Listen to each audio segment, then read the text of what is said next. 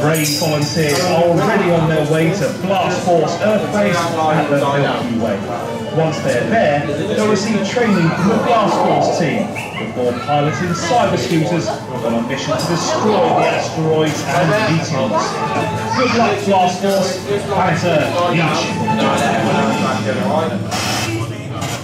Hi guys, Ziggy here. Welcome to Earth Base Zero, and congratulations on being selected for Blast Force training. Once this day is complete, you'll be a full member of Blast Force, ready to help in my fun quest to save planet Earth.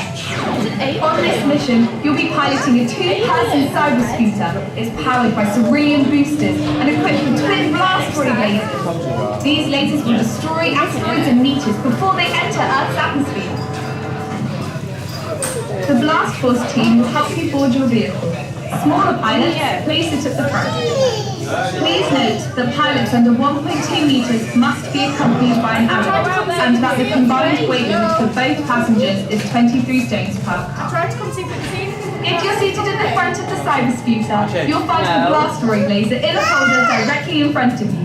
If you're in the back, you'll find it to your right.